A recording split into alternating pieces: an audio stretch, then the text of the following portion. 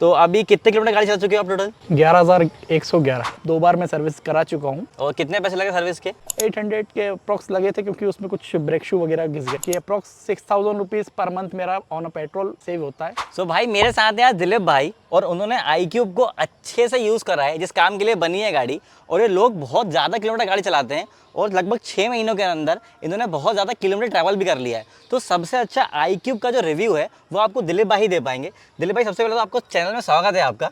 Thank you. Dilip भाई आपने कब ली थी ये गाड़ी? ये मैंने अक्टूबर लास्ट ईयर में ली थी। अक्टूबर तो दिवाली गिफ्ट सर्विस अपने लिए। जी जी बिल्कुल। तो अभी कितने किलोमीटर गाड़ी चला चुके हो आप टोटल? 11,111।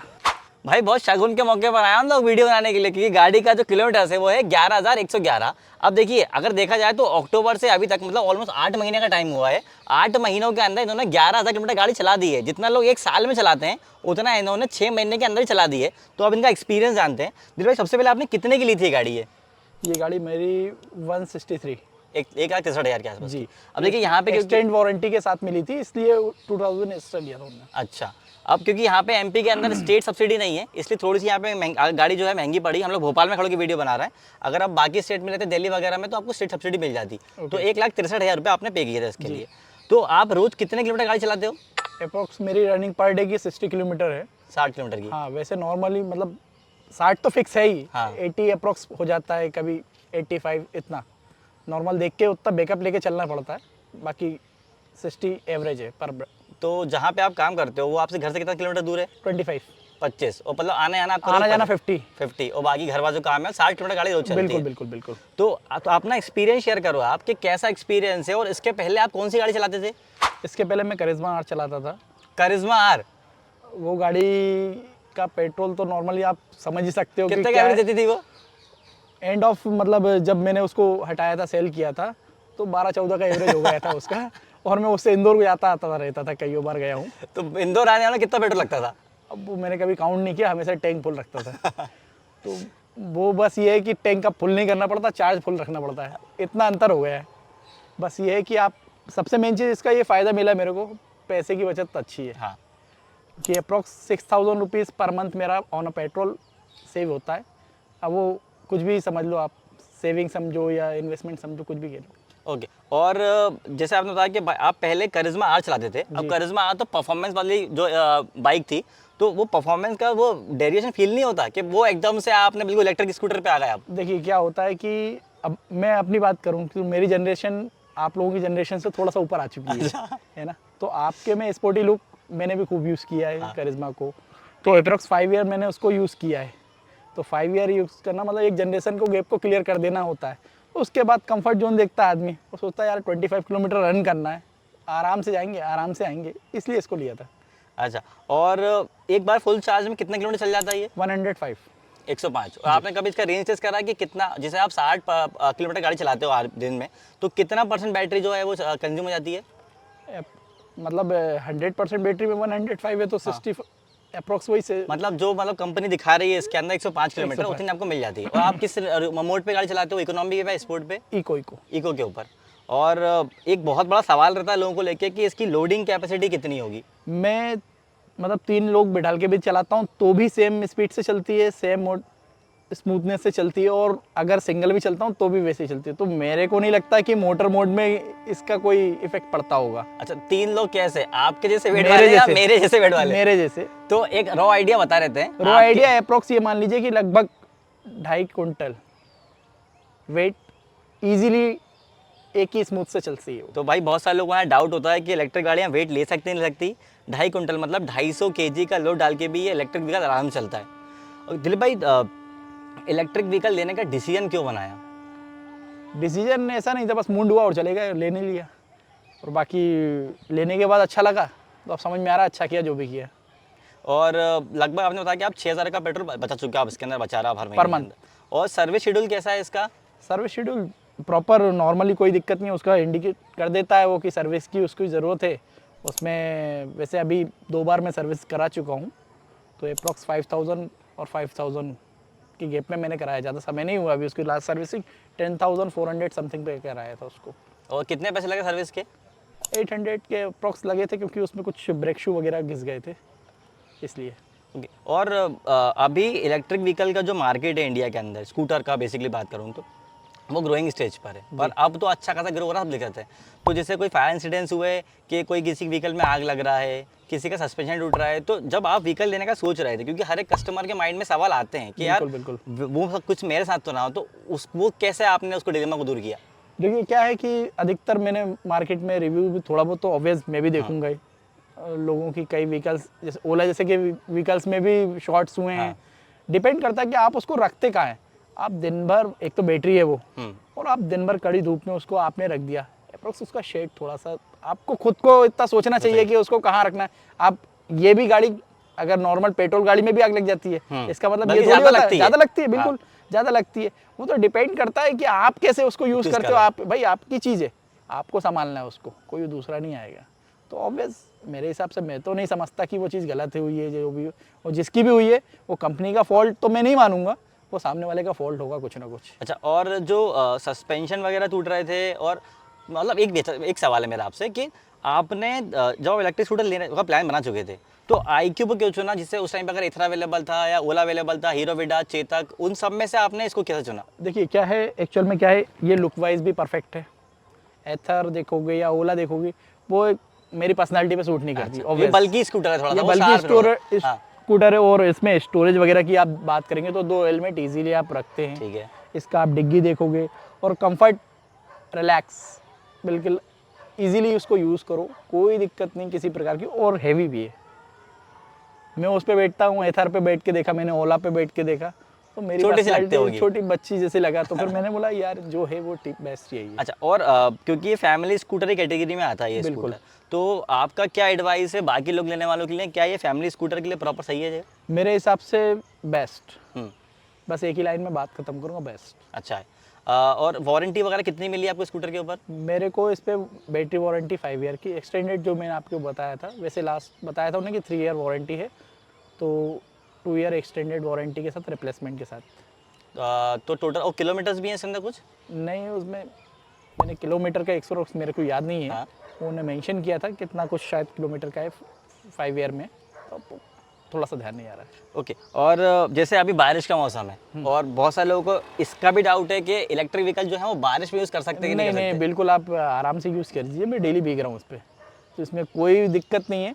बस ये है कि जब आप इसको चार्ज करो तो सेफ्टी पॉइंट ऑफ व्यू, क्योंकि भाई इलेक्ट्रिक आप चार्जिंग करोगे तो वो आपको थोड़ा सा ध्यान में रख कर करना है, क्योंकि ओपनली चार्ज मत करो। ओपन चार्ज करो तो कैसे कर पाओगे, आप खुद सोचो। तो इलेक्ट्रिक भी अपन ध्यान रख के शेड के नीचे से या फिर कहीं साइड पे रख के इलेक्ट्रिक से चार्ज करें। बाकी मेरे को नहीं लगता कि ऐसी कोई दिक्कत हो रही है उसमें। बढ़िया इजीली चार्ज होती है, आराम से एक स्ट्राइक में उठ जाती है, अच्छी चलती है। और आपको लगभग 6 महीना हो चुका है, 6 से 8 महीने करीब पे, तो क्या आप इसको रोज़ घर पे चार्ज करते हो? जी जी। कुछ डेरिवेशन आया है इलेक्ट्रिक व्हीकल के यूनिट्स के अंदर आपके मीटर में? क्योंकि बहुत सारे लोगों को डाउट है कि यार अगर हम रोज चार्ज करेंगे तो बिजली का बिल बढ़ जाएगा हमारा। नहीं नहीं, ये इसमें इतना कोई ज़्यादा वेरिएशन नहीं आता है। अगर आपका मंथली ये समझ लीजिए अगर 100-200 रुपीज़ बिल बढ़ता है तो मेरे हिसाब से तो कुछ नहीं होता है, उतना भी कोई वेरिएशन नहीं है उसमें। मतलब कुछ ही यूनिट्स का फ़र्क पड़ता है, ज़्यादा कोई लोडेड भी नहीं है, इतनी हैवी बैटरी नहीं है कि जिसमें आपको लोड ज़्यादा बढ़ जाए। अच्छा, अगर मैं आपसे पूछूं कि 5 अच्छी चीज़ें कौन कौन सी लगी हैं आपको इस व्हीकल के बारे में? सबसे अच्छी चीज़ परफॉर्मेंस, हाँ। और दूसरी चीज़ लुक। बस 5 की बात करूँ तो तीसरी चीज़ में मेरे को तो कलर वाइट बहुत पसंद है ही। मेरी गाड़ी की बात कर रहा हूँ मैं, बाकी अदर बाइक की बात नहीं कर रहा हूँ। और स्पीड भी एवरेज स्पीड है।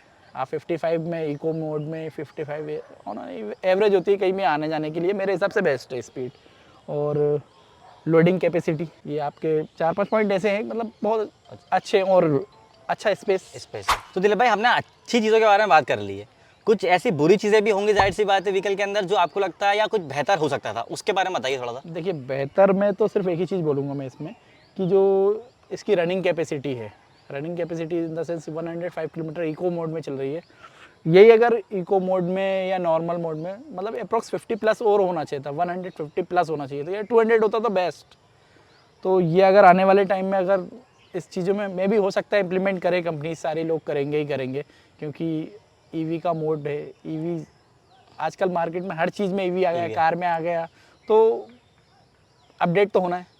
तो देखते हैं, मे भी होगा तो अपग्रेड ही लेंगे इसके बाद फिर। और आपको क्या लगता है आप कितने साल के अंदर जो आपने पूरा पैसा खर्च करा उसको पूरा वसूल कर लोगे? May be 2 years। 2 साल के अंदर, क्योंकि हाँ। आपकी रनिंग भी ज़्यादा है एक्चुअल में। हाँ। और कुछ ऐसा आप किसी से बात करी कि बैटरी कब तक इसकी ख़राब होगी, आपको एक्सचेंज करानी पड़ेगी, उस टाइम पे कितने रुपए की होगी? नहीं, मैंने पूछा नहीं, लेकिन मार्केट वैल्यू जहाँ तक मुझे पता है कि अप्रॉक्स 40-45,000 के आसपास इसकी बैटरी एक्सचेंज होगी। तो इस पे कोई बुराई नहीं है कि अगर आप 2-3 साल में इसकी वैल्यू निकालने के बाद भी फिर से 40,000 लगाएंगे, क्योंकि ये ईवी व्हीकल है, वो सिर्फ बैटरी और मोटर पे बेस है, तो ऑब्वियस ये फिर से न्यू हो जाएगा। फिर से नहीं हो जाएगा? तो अगर 45 में फिर से अगर आपका वो उसकी तो क्या वैल्यू नहीं हो रही बिल्कुल? हाँ, तो फिर क्या दिक्कत है?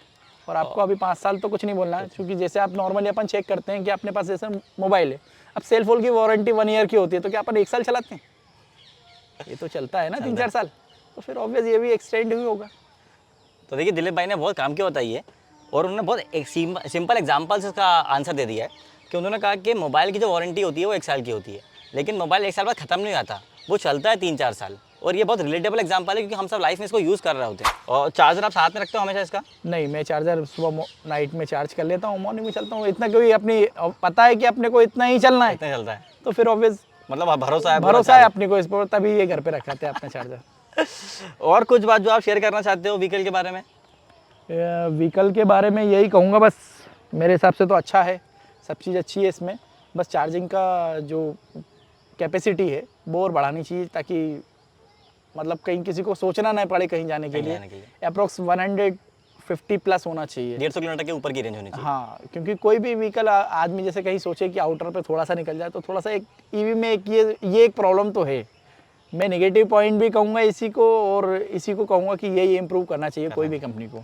और आपके घर में और दूसरे व्हीकल हैं कोई से? मेरे घर में मेरी स्प्लेंडर है, हाँ। एक एक्सेस है, एक्टिवा है, और चूंकि मैंने आर अभी उसको स्क्रैप जैसे ही हटाई है, बाकी मैं बाइक्स वगैरह का शौकीन शुरू से रहा हूँ, तो गाड़ियों की कोई दिक्कत नहीं है, सब चला के देखा, कंफर्ट इसमें रहा है, काफ़ी अच्छा है। तो आप बताएंगे थोड़ा सा, अगर इतना ही आप एक्टिवा चला रहे होते अभी, जैसे आपने करिश्मा आर चलाई, वो तो एक स्पोर्ट्स एंड बाइक थी और उसका एवरेज बाकी में कम था, पर आप बताइए मुझे, अगर इसी के जगह पे आप एक्टिवा चला रहे होते? करिश्मा और एक्टिवा के बीच में, हाँ। मतलब इसके बीच में एक्टिवा भी रन की है, तो मेरा जो मैंने आपको बताया कि 6000 जो खर्चा वो एक्टिवा का ही था, मतलब लगभग 200 रुपये का आपका पेट्रोल पर चला डे था। मेरे खर्चा हो जाता, क्योंकि 30-35 किलोमीटर मेरी रनिंग होती ही होती थी, और ऑन एवरेज एक्टिवा की जो एवरेज देखा जाए तो वो 35 के आसपास ही जाता है। मतलब 1 लीटर पेट्रोल में आप 30 किलोमीटर जाना आपका 200 रुपये का 200 रुपये का पेट्रोल खर्च हो ही जाता था, तो अप्रॉक्स 6000 पर मंथ हो ही जाता था, तो वो एक सेविंग है, बेस्ट पार्ट। और ख़राब सड़कों पे आपने चलाया कभी इसको?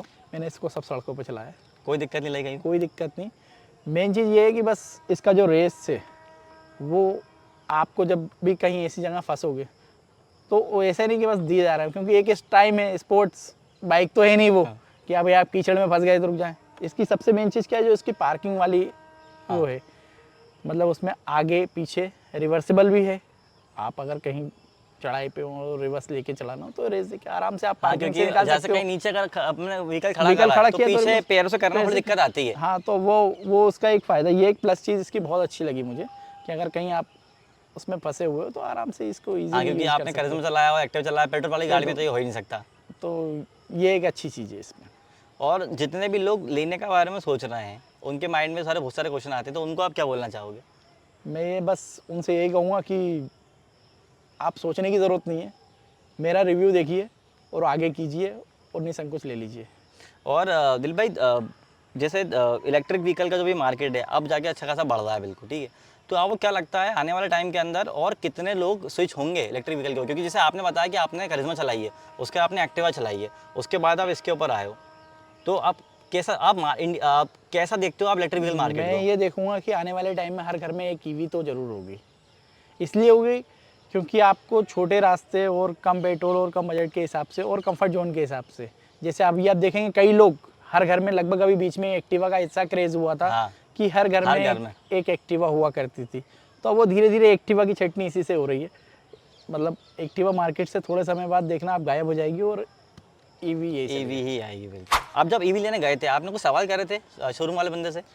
बस मैंने यही इसकी चार्जिंग कैपेसिटी और रनिंग कैपेसिटी और बैटरी वगैरह कब तक चलेगी और वारंटी, बाकी लुक तो मुझे देखा ही था, और थोड़ा ऐसा भी नहीं कि बिना देखे गया था, थोड़ा बहुत नॉलेज तो था ही। और वो अभी इसकी सर्विस बची हुई है? सर्विस तो उन्हें 3 दी थी, हाँ, तो अभी एक और बाकी है। एक और बाकी है। और पैसा कितना लगता है आपको सर्विस में? देखिए अगर एक्स्ट्रा चीज़ें करवाएंगे तो 250-300 रुपये वैसे सर्विस के चार्जेस हैं, और नॉर्मल अगर ब्रेक शू या कुछ और चीज़ अगर कोई दिक्कत होती है, क्योंकि ऑब्वियस अपन रेत और गिट्टी सब उसमें चलते हैं तो धूल मिट्टी ब्रेक तो घिसाएंगे ही, तो कहीं ना कहीं बस उसके अलावा मेरे को नहीं लगता कि ज़्यादा सर्विस चार्जेस भी हो और ज़्यादा चीज़ों को लेकर वो भी। ठीक है, सो भाई ये था वीडियो दिलीप भाई का एक कस्टमर रिव्यू जेन्युइन के भाई उनको कैसा लगता है इसके बारे में। और अगर आप लोगों का कोई डाउट है जो आप दिलीप भाई से पूछना चाहते हैं, मेरे से पूछना चाहते हैं, कोई इलेक्ट्रिक व्हीकल से रिलेटेड कोई भी डाउट है, तो वो आप कमेंट करके पूछ सकते हैं। इलेक्ट्रिक गाड़ी के ऐसे ही वीडियोस के लिए आप दिल टूटा बाइक चैनल को सब्सक्राइब कर लीजिए।